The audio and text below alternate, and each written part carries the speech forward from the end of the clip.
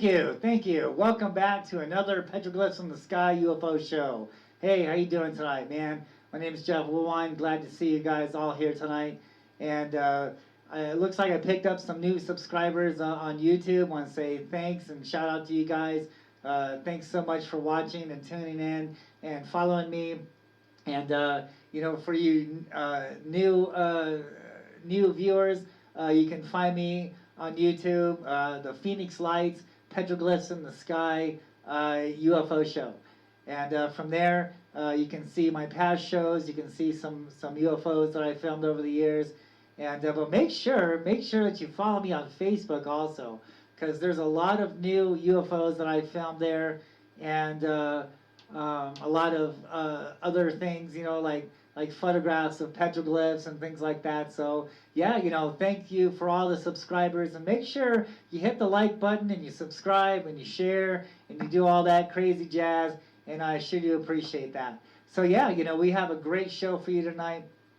You know, I got this new camera, and I'm trying to learn how to work with it. You know, since I've moved from this new location, I'm buying Air Force Base, and I don't see him as much here. But lately, because the planes fly over my apartment, and these things, they like to stay away from planes. But lately, the planes have been kind of quiet here. Every once in a while, an A-10 will fly over the apartment, or a C-130 gunship, but not as often as it used to be. And since the airplane traffic has stopped, I have been catching these things over my apartment more. And matter of fact, I saw one today. There was one directly over my head, and I tried to get it on film. But the camera, I'm having trouble with this new camera trying to film it. And this other orb that I filmed going through the clouds and everything else that you will see tonight, I had trouble seeing also with this new camera. So I'm still working out the bugs. It's not like, you know, my last location, well, I was having these things constant on a regular basis, flying around, always in the sky, right above me, and I was able to do certain tests on them, you know, to see the best quality and how I could film them and stuff like that. So I don't have that option now since I moved and I live next to an Air Force base. But I'm working on it, so I'm still trying. And but yeah, I now the planes have stopped. These things are starting to come back over my head, and you'll see one tonight. Also, there was a sighting in Mexico on my birthday, March 26th of last month. And there was a bunch of lights in the sky, and we're going to talk about that. And that was really cool. That was really neat to see. And so we're going to talk about that tonight. We're going to show the video.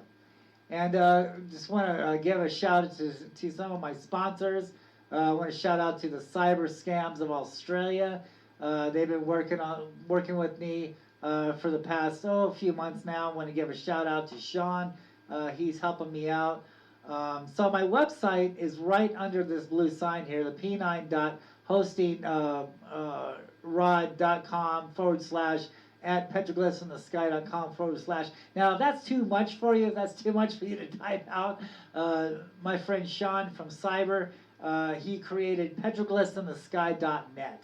And there you can see my website and see the petroglyphs in Phoenix, Arizona, connected to the UFOs that basically I started here in 2004.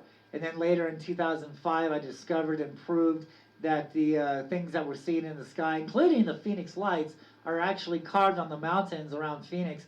And it's not describing crafts at all. It's describing another entity, another life form in the sky, as we're witnessing today in our skies, as they were recording them 1,000 to almost 2,000 years ago on the rocks, not only in Phoenix, Arizona, but also around the world.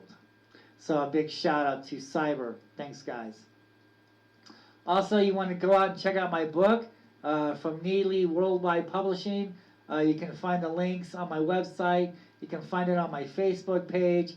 You can find it on this video. After it's done live streaming, you can find the link in the description below.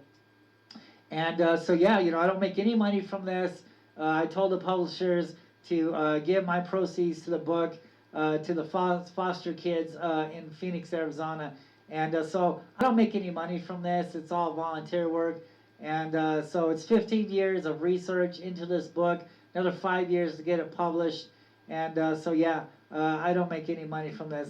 And so in this book, you'll find out exactly what the Phoenix Lights is and the lost history of Phoenix, Arizona. Now, this was found not only through the many years of research I did on South Mountain in Phoenix, Arizona, discovering the petroglyphs and their true meanings, and discovering the tombs that are on South Mountain, but also investigating the history that I found in the library in the Arizona room in a folder when it talks about the first park ranger, Charles Holbrook.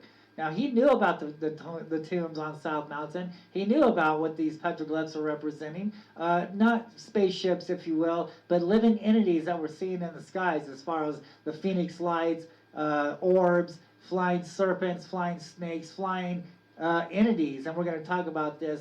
We're going to talk about some of these petroglyphs that are located on South Mountain tonight. So yeah, that was back in the 1930s. So for 80 years, this has been covered up. This is not talked about, for the last 80 years. After Charles Holbrook died in the late 1940s, all his information was buried and tucked away and not talked about anymore.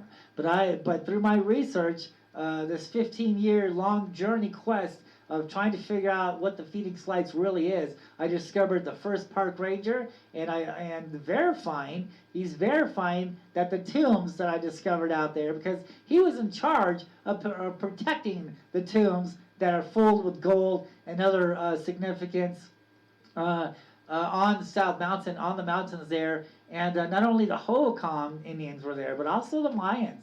So you can find out all this information in my book, The Phoenix Lights, Petroglyphs in the Sky, True Stories, Myths, Legends, and UFOs over Phoenix, Volume 1. So yeah, so make sure you go out and check out that book. You can get it on eBay, Barnes & Noble, and there's ebooks out there. So yeah. So anyway, let's get right into it here. Let's look at some of these petroglyphs.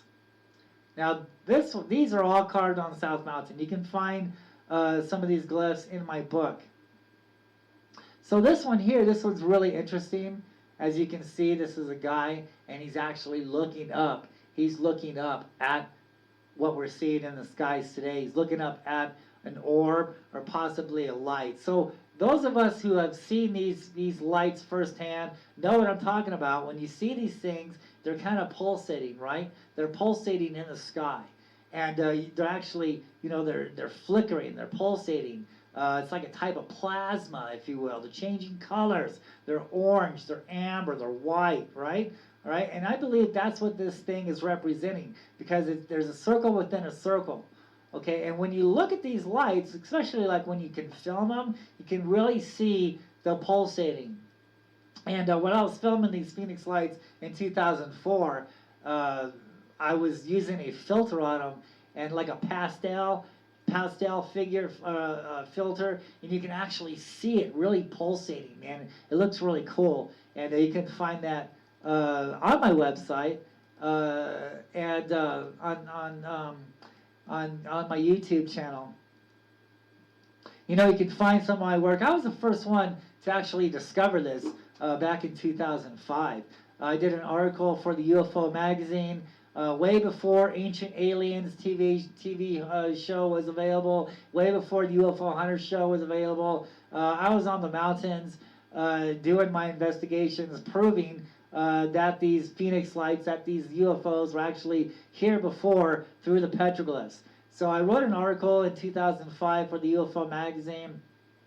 And then it was Pat Uskert, and he had an idea of doing a show for the History Channel, for the UFO Hunter show. And we actually, in 2005, he came out, he contacted me because he saw all the news reports I was doing and all the radio shows and everything like that. So he contacted me, and he said that he was doing a pilot.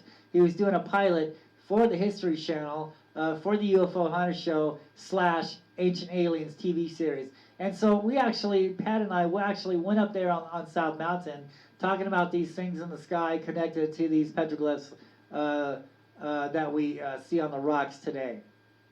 Then later, after it sat on the Hollywood desk for many years, finally, when the UFO Hunter Show finally aired on the History Channel, they came back out in 2007, and we actually did the show together on the History Channel. And that's when the UFO Hunter Show was born and Ancient Aliens TV series was born. So basically, it was Pat, myself, and all the other people that was involved in the pilot of this that actually got the UFO Hunter Show on the History Channel going, and the Ancient Aliens TV series going also. Way before, we were doing this way before Giorgio was even a name on the channel. And you can verify all this by searching my name, Jeff Woolwine, on the internet. And you can see all the shows that I've done, and you can see all the history of myself, and you can actually see that I was actually the first one to bring back what the history of Phoenix, Arizona truly is, and also what the petroglyphs mean, because it was just a theory, for hundreds and hundreds and hundreds of years. It was just a theory that, we think the Native Americans saw UFOs in the sky and they carved them on the rocks. But I actually proved it. I proved this in 2005, 6, 7, and 8 by matching these things in the skies to the rock art. And no one in history has ever done this before. I was the first one to match these things in the sky. I was actually also the first one to say that, look, not all UFOs are crafts. It's not technology. Okay, seeing these things firsthand, matching them to the rock art on the mountains and also around the world, I came to the conclusion, and I proved that these things were not spaceship technology, not little green men from Mars, but living entities, living creatures, if you will.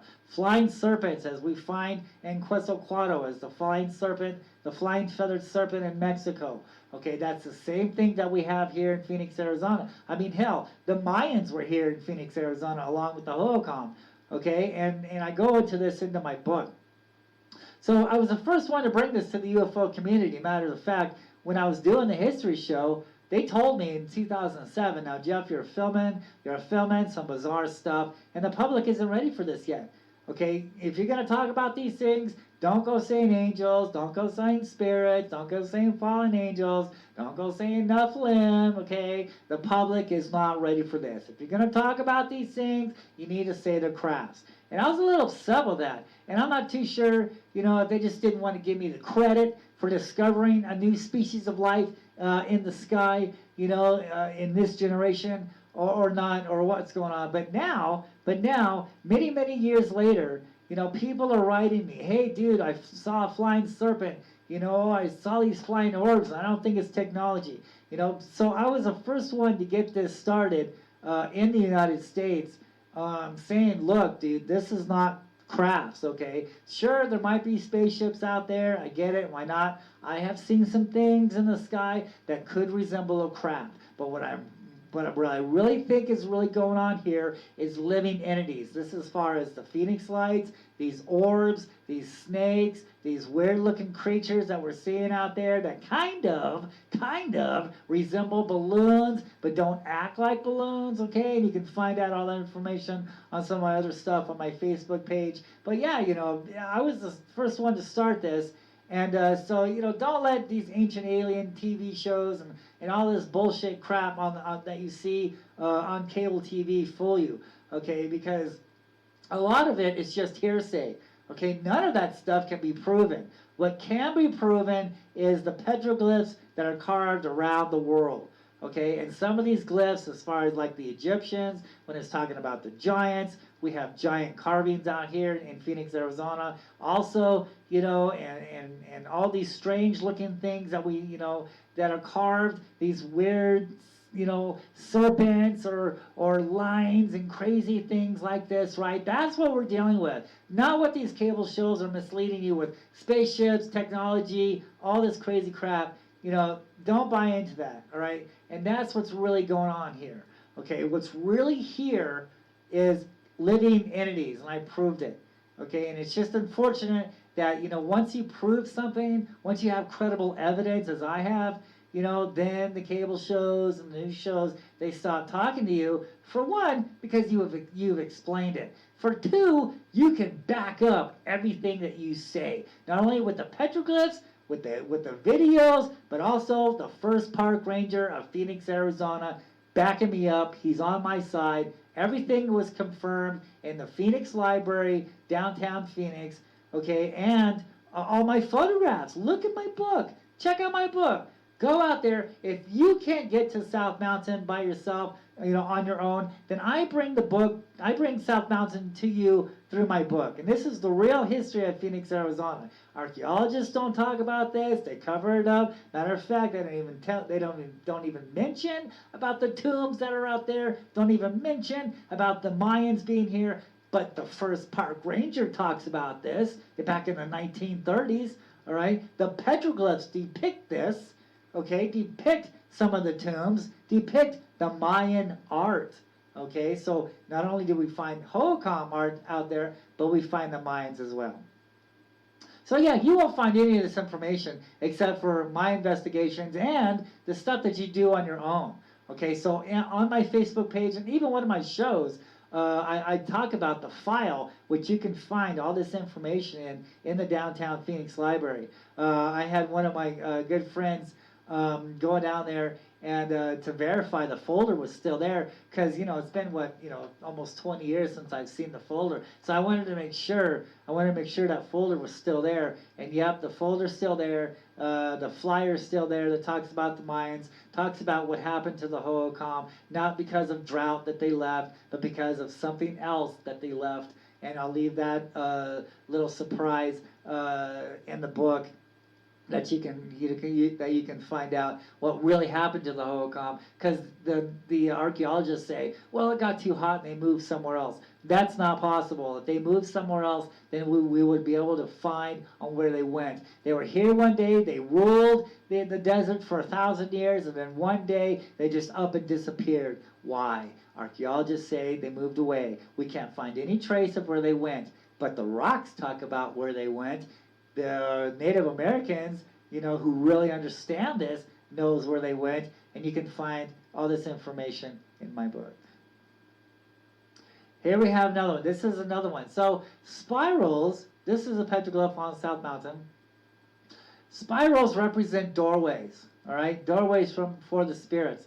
Now, I was taught all this by a Native American shaman, and he took me up on the mountain, and he explained on what all these petroglyphs on South Mountain are talking about. And when he was talking about spirals representing doorways for the spirits, it kind of blew me away, because I really didn't, imagine, doorways until I actually saw it, until I recorded it. And you can see some of the videos of these entities coming into the mountain and going out of the mountain, back up into the sky, and returning back into the mountain, or leaving the mountain.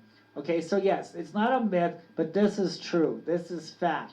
There are entities, there are things coming and going from South Mountain in Phoenix, Arizona, and this is where the Phoenix lights come from. Okay, it's not some spaceship that went over the city. There's no evidence of that.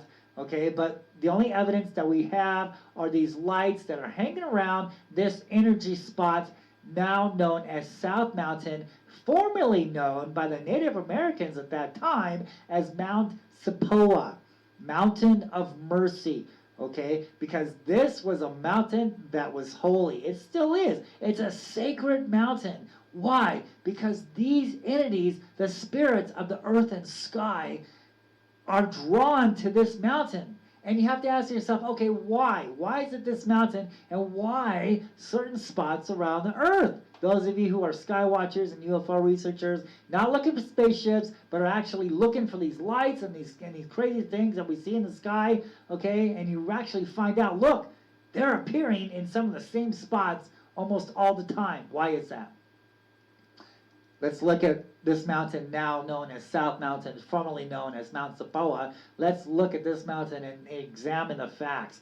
This mountain was created by a fault line. This mountain was made kind of by a volcano, okay? And these fault lines generate energy, okay? And that's what these entities are drawn to. These entities are drawn to certain spots around the earth, certain energy spots around the earth, and they follow the seasons. They track the sun. Whenever the sun gets in the right position of these fault lines, that's when these entities come back. So after the solstice, these things are here. And when the solstice is gone into the equinox, they show up somewhere else around the world, whether it's like California or Florida or Iran or some places or Israel, or Russia or things like that, or Mexico. Okay, so they're following the sun. They're following the energy. They're following the seasons. All right, and that's a secret that I discovered back in 2005, 5, 6, and 7. The first year I noticed that these entities were here, it repeated itself. The first year, that was cool. And then the second year, it actually repeated itself. Okay, they came to certain months, certain times. Then after the equinox, they were gone. All right. Then they slowly started to come back. Then during the equinox, they started to leave. After the equinox, they came back. Okay, so they're bouncing from one energy spot to the next. And once you understand this, then you can track on when they're going to be at. Because I got friends, that are following these things for years, and they're saying, dude, after the equinox, dude, I don't see them anymore. What happened? They're gone. And I keep telling them, look, wait until after this season is gone. Okay, wait until the solstice. As soon as the solstice comes back around, after that solstice, then you will start seeing them again. And sure enough, boom, what had happened. This was clear on the other side of the world. I'm not sure, I forget where this guy lives at, but he lives clear on the other side of the world. And I was telling him, look, dude, just wait until after this solstice. Okay, and sure enough, after the solstice, he started seeing them again. So it's a pattern.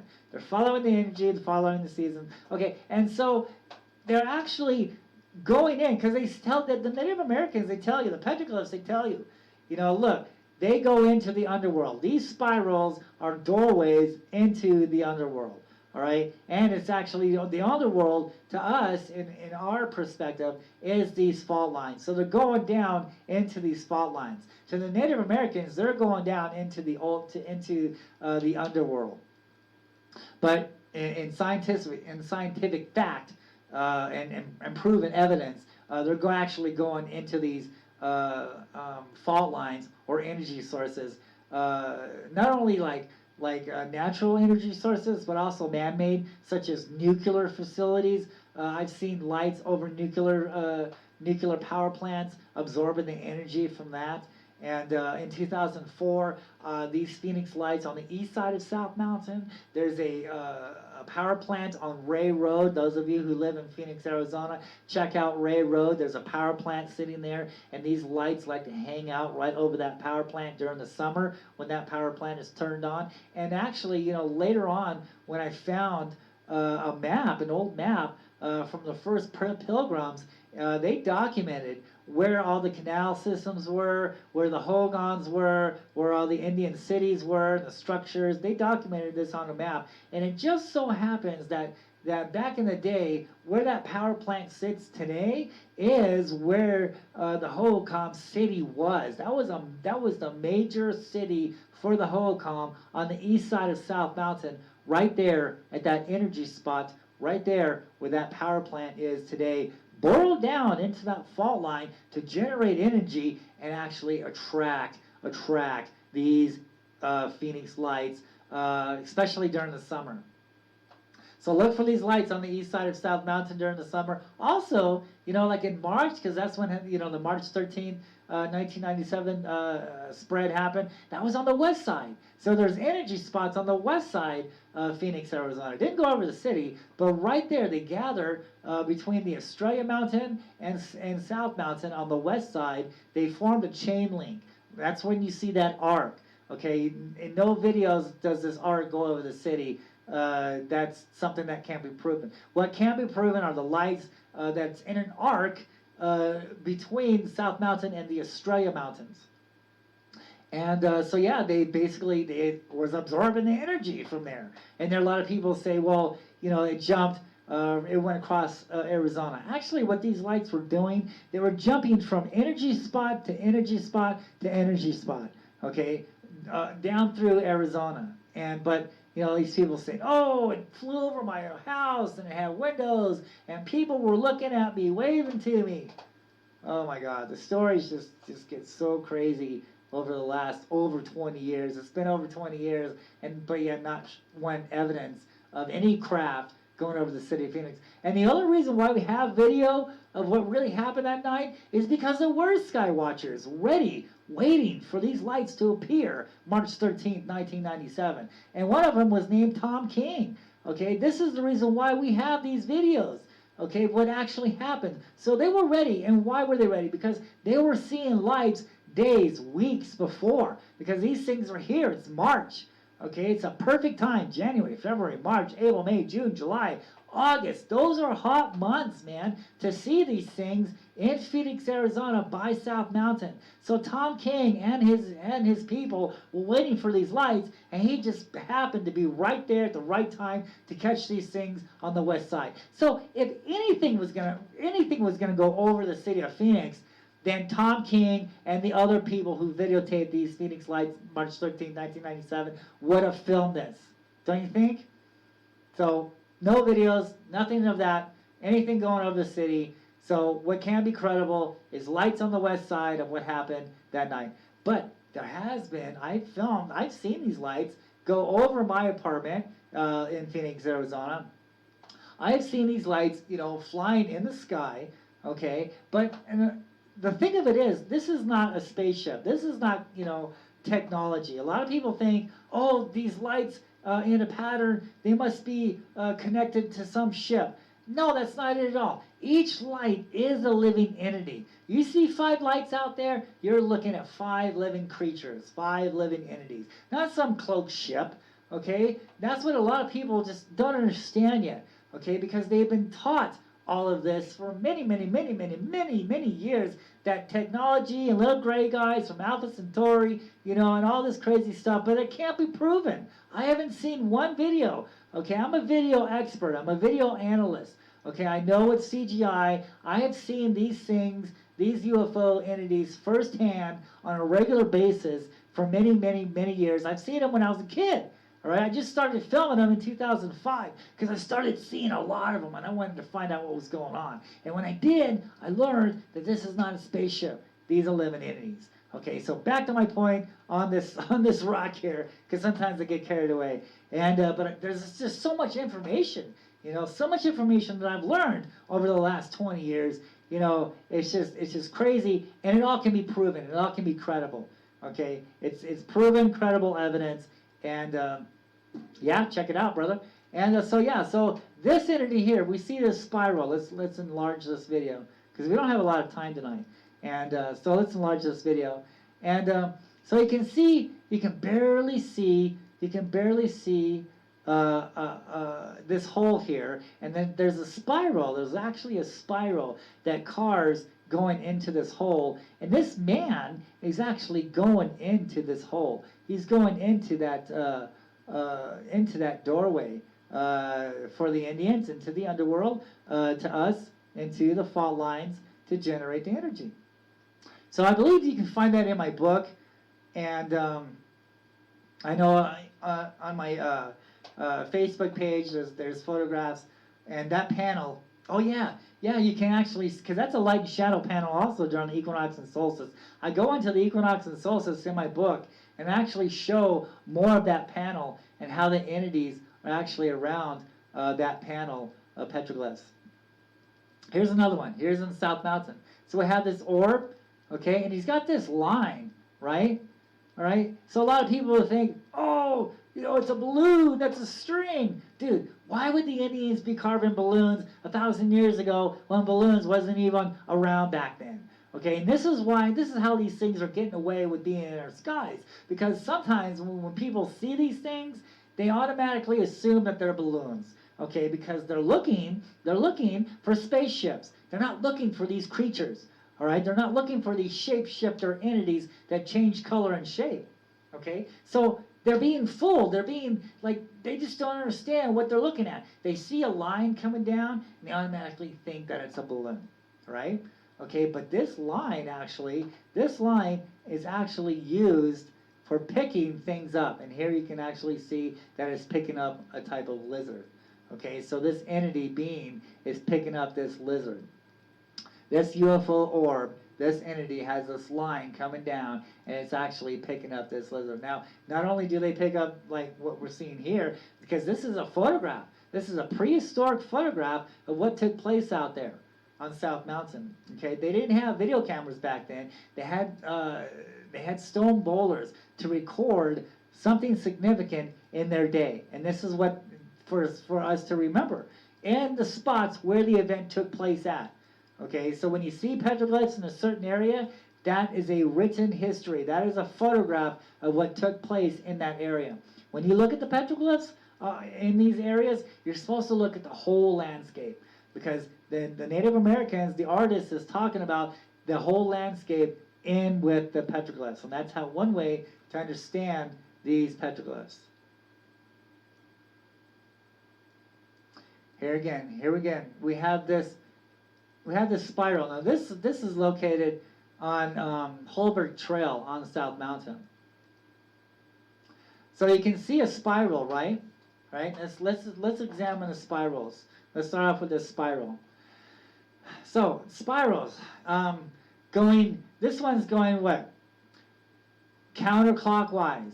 Okay, it's going counterclockwise. So the spiral is going counterclockwise is a doorway out. Spirals going clockwise is a doorway in.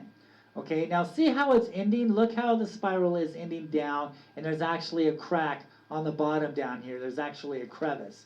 Okay, so that's the doorway. All right, that's what the spiral is representing, because it's ending down. It's oriented to that crack on the bottom. Okay, so this is a doorway out.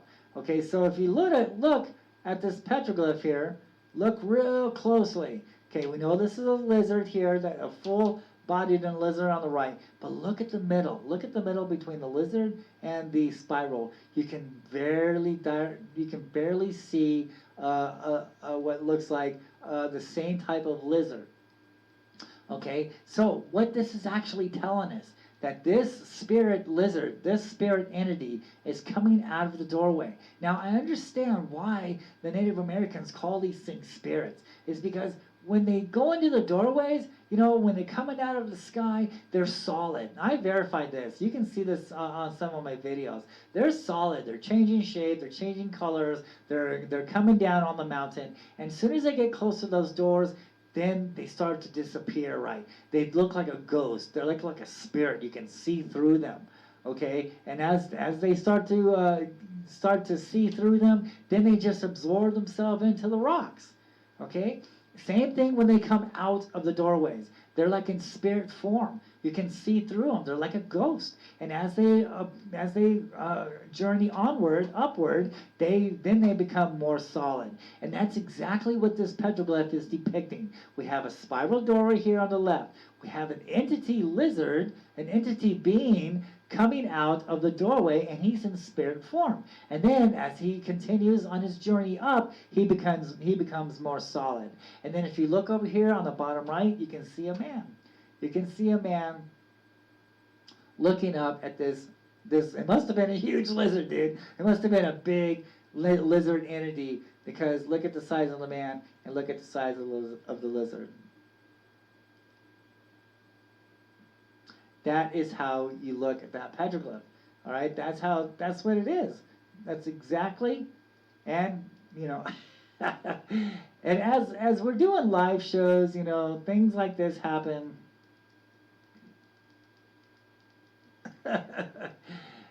Anything and everything that happens live does. Okay, now we're back. Okay, let's move on.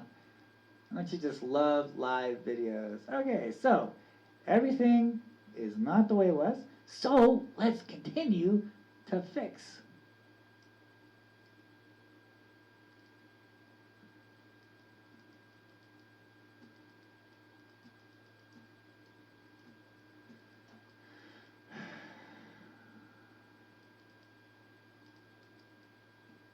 There we go. Now we're back. Okay. All right. So let's look at this petroglyph here. We don't have a lot of time. Run out of time, and it's all about time. Okay. So look at this petroglyph here. Here we have, you know what? This is like a big lizard man. This is a light and shadow also effect on South Mountain. It's located on the Pima Canyon Wash on the east side. Now the book makes a mistake in that. They say that it's Hieroglyphic Canyon, and it's not. Okay, the publishers actually accidentally made a mistake on that. This petroglyph can be found in Pima Wash on the east side. So let's start off with the middle. Do you see that circular belly? Do you see that circular belly? So this is what I believe we're seeing in the skies today. This is the orb. This is the light. This is this black orbs and these white orbs that we're seeing in the skies today. Matter of fact, you're going to see one today going over my apartment, the video that I filmed last week. And so this is the orb that we're seeing, and it's morphing. It's morphing into what people like to say, what the Native Americans say, and some of these other people, of what kind of resembles a lizard man. Okay, and you can see on how he's got this long tail. Okay, so that tail actually isn't a tail, but the line for picking animals up, picking other creatures up, picking man up, and taking them up into the sky. And you can actually tell that this is one of those entities. And look how big he is. Is this a Nephilim? Is this a Nephilim? Is this a giant? Because look at the guy on the lower right side of him. See that guy? Now you know that's a regular man. You know, and his arms are in the appeasement pose. He's looking up. He's worshiping this thing coming out of South Mountain. Okay, and it's morphing into what kind of resembles a lizard man. Okay, is this a Nephilim? Is this a giant? I believe it is, because of the size of the man below on the bottom right. Over here on the left, we see another entity coming out in that shadow there. And again, he has that tail, and he's growing arms. And there is a little small dot in there, but it's hard to see with this photograph. But this is basically what we're seeing today. First of all, we're seeing these orbs. It's only a matter of time, but I have seen them. I have the video recorded this where these orbs actually morph into other things. There's this video that I call the Quetzalcoatl video. Me and Pam was out there on South Mountain one day. We're waiting for these entities, and actually a light appeared in the sky, and out of the light comes this black entity, this black serpent. Okay, and he comes out of this light. This light transforms into this black serpent, and he goes across the sky. He's morphing. He's changing shape. Then later on, he looks like a man. He looks like some of these petroglyphs where you see these petroglyph men type beings with these antennas on his head. I filmed this in the sky, and you can see that on my videos on Facebook. In my show, I talk about it in one of my shows, and you can see the video on my YouTube channel and on my website. You can find it easier on my website, Quetzalcoatl. So that's basically what we're seeing. That orb, that circular belly, is the orb that we're seeing, and it's changing. It's morphing into a lizard man. Here's a spread of the 1997 Phoenix Lights. This is on my book. You can see the dots there. This is exactly what had happened March 13th of 1997. And this is actually oriented towards where the event took place at. It's oriented towards the west. Isn't that interesting? So the Native Americans, they saw the Phoenix Lights also. They recorded these lights way before we did in 1997, March 13th. They recorded it at least anywhere from 5 to 1,000 to 1,200 years ago. And we can't carbon date these petroglyphs. What we can do is carbon date the pottery shards, so the dirt, okay? And some of the pottery shards, this is estimate between the 500-year mark to the 1,200 mark. And some even say, 1,800 years, and then some would even go to say, anywhere from 2,000 to 3,000 years ago. So It varies. But just to be safe, we know that they were here 1,000 years ago. So let's just take it from there. Here's that petroglyph again of the lizard guy. Okay, so let's take a short break.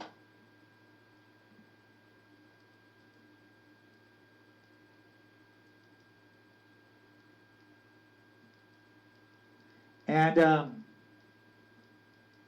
then we'll get into these videos that I'm anxious to show you. Okay, here we go. Jeff Woolwine ha podido incluso desarrollar una relación entre la aparición de los objetos voladores no identificados, las llamadas oleadas de avistamientos y los solsticios y equinoccios. Caramba, es realmente muy interesante. Escuchemos la investigación con Fernando Correa.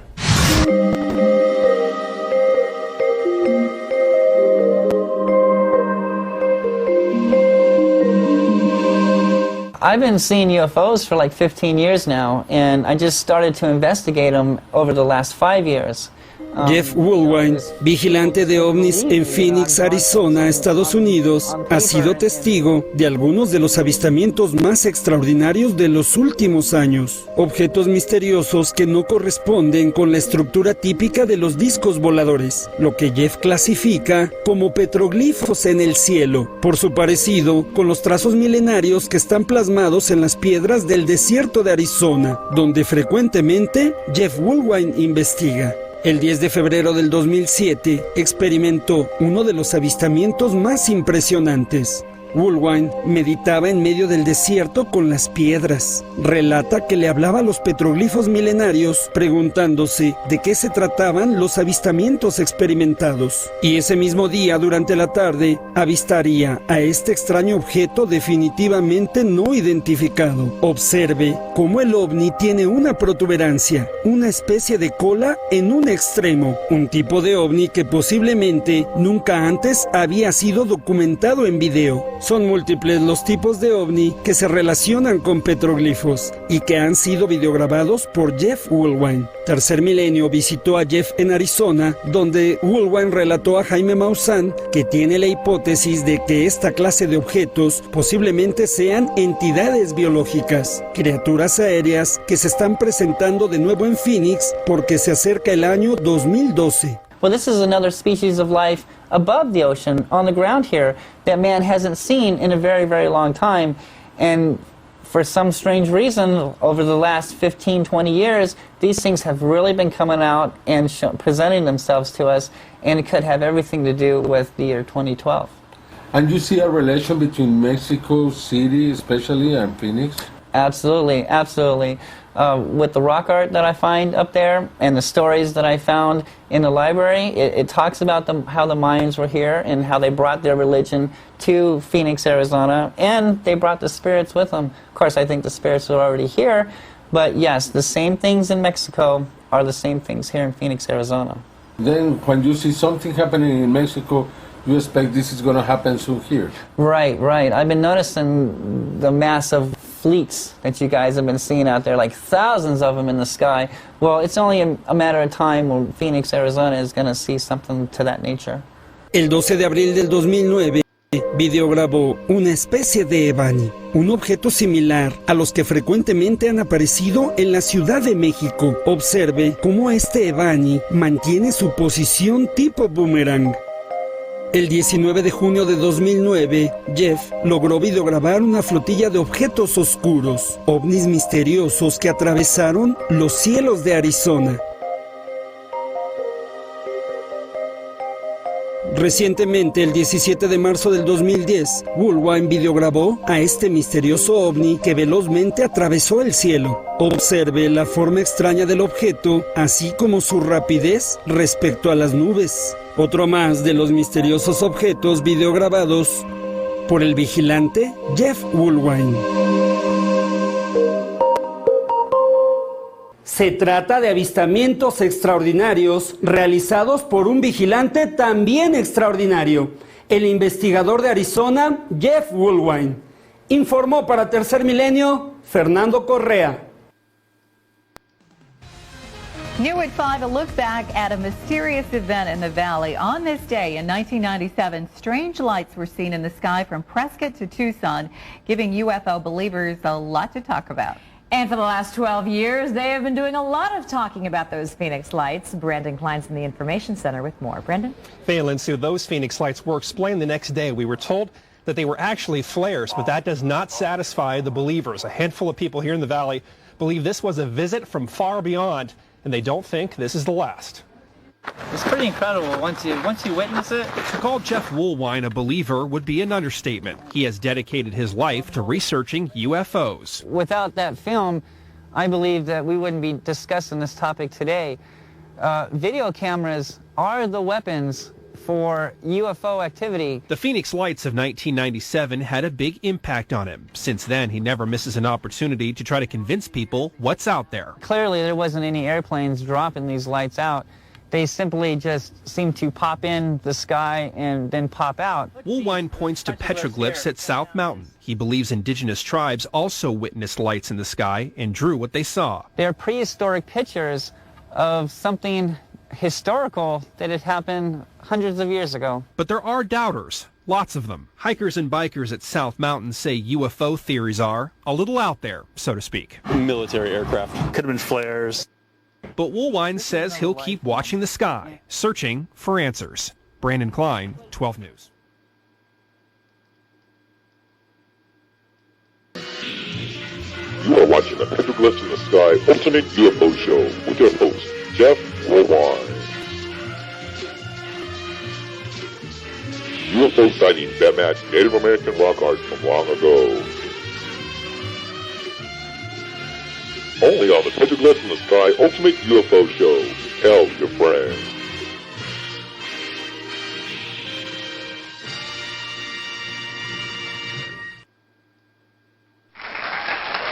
That was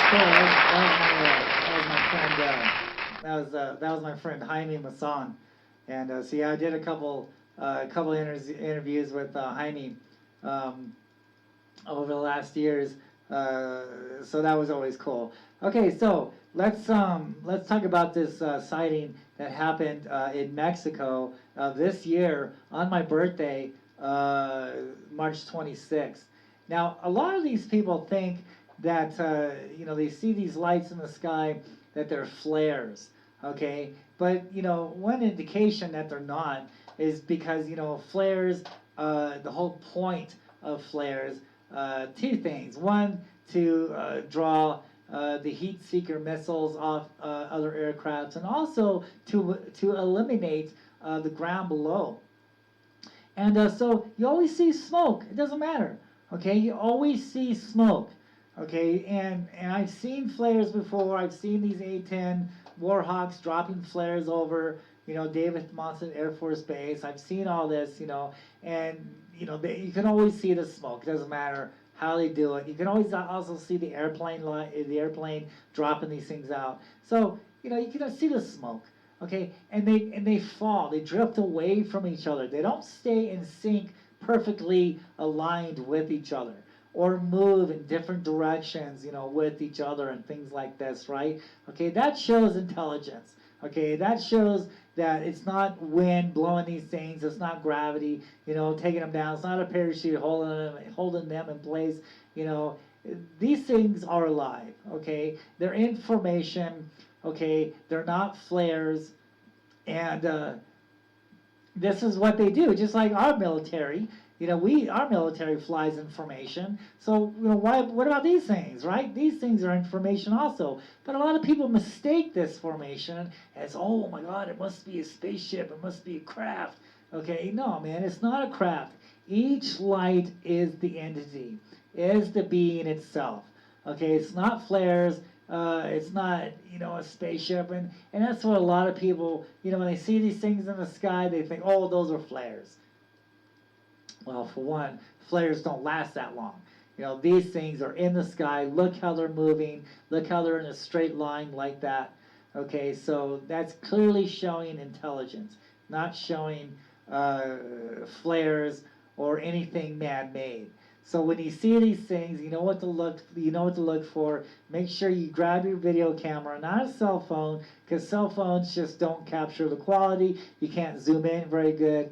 You want to use a video camera, okay? And so yeah, not flares. Okay, so let's look at what I filmed last week. Now this is really going to be really hard to see. I'm still working with my camera.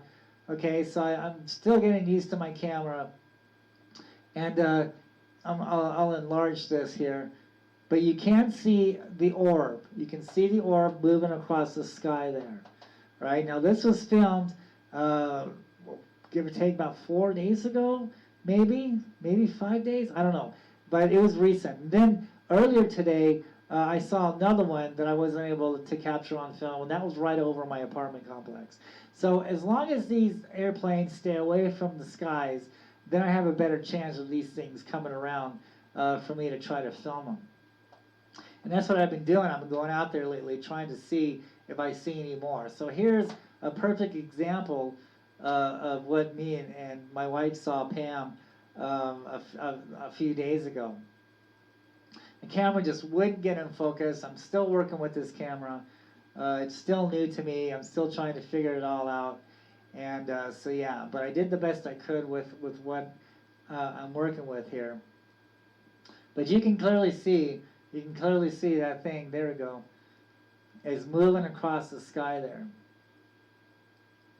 And then in some videos that you'll see, you'll actually see it going through the clouds. That's really cool. So I couldn't see it with the camera, when I'm looking through the viewfinder. I was having trouble finding the damn thing, but the camera was picking it up, I guess because of the glare.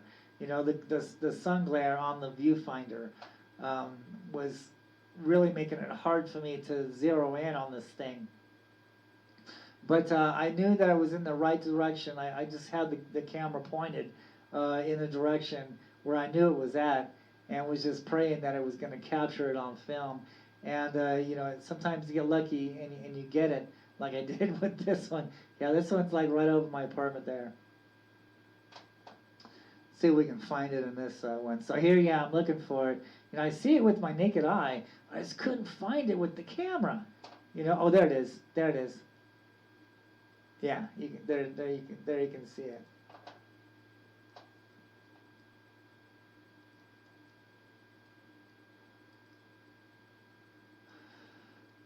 So yeah, I'm still learning this camera. Even though this is a good camera, it takes awesome photographs. I took it to Disneyland this last month, and it really took some great photos.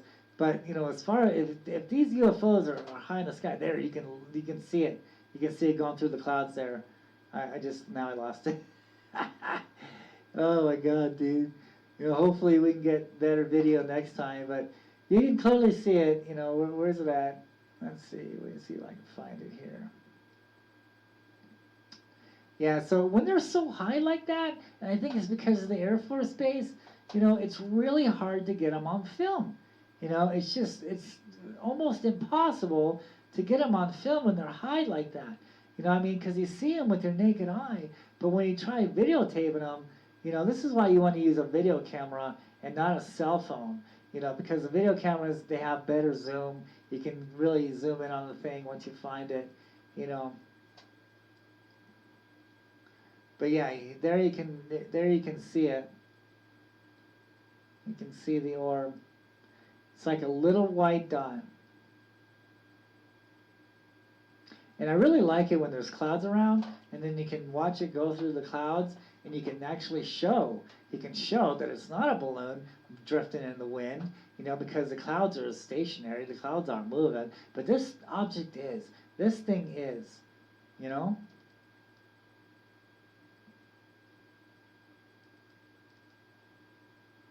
here it's going up. At least I was able to get some of it, I wasn't able to zoom in on it, but once I did, because it just started blurring up on me. I don't know why. But, as soon as I start zooming in, it just starts blurring. That's really frustrating, So I tried to zoom out, because you want to get it going through the clouds, because those are always awesome shots when you see them, going in and out of the clouds, because those are really neat, cool shots. I like those shots. So yeah, I'm still. Oh yeah, there you go. It's on the left over here. Oh, yeah, it's gone. So that is what we are basically seeing here in Arizona and also around the world.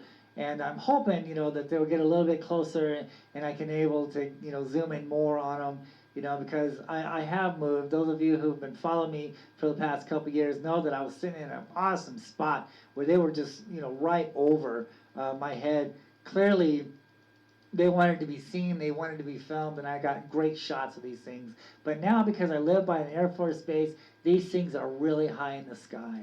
So, I'll try to do my best in seeing these things again, or actually, videotaping them, and then we'll talk about them on the show. So let's do one more commercial, and then we'll call it a night.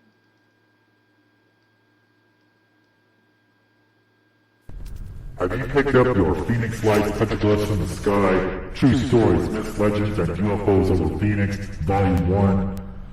Learn about the lost history of Phoenix, Arizona. Learn about the petroglyphs carved on a sacred mountain, now known as South Mountain, that holds the pass to the Phoenix Lights and the UFOs over Phoenix. Pick up your copy today. Phoenix Lights, Petroglyphs in the Sky, True Stories, Myths, Legends, and UFOs over Phoenix, Volume 1.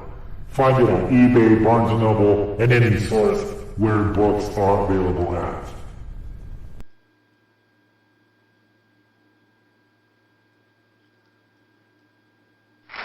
Okay, so I just want to say, thank you everybody for watching, and make sure that you subscribe to my YouTube channel, the Phoenix Lights, Petroglyphs in the Sky. Find me on Facebook, Jeff Woolwine, Petroglyphs in the Sky. It's all one word, just right above, just what you see here. It's all one word, Petroglyphs in the Sky. And that's the reason why, I named the research that I do, is because that's what we're seeing in the skies today. They're petroglyphs that have been carved over 1,000 years ago, and now we're seeing the exact same thing in the sky. So make sure you like this video, you follow me, and you share it, and we'll see you next time. And thanks again for watching.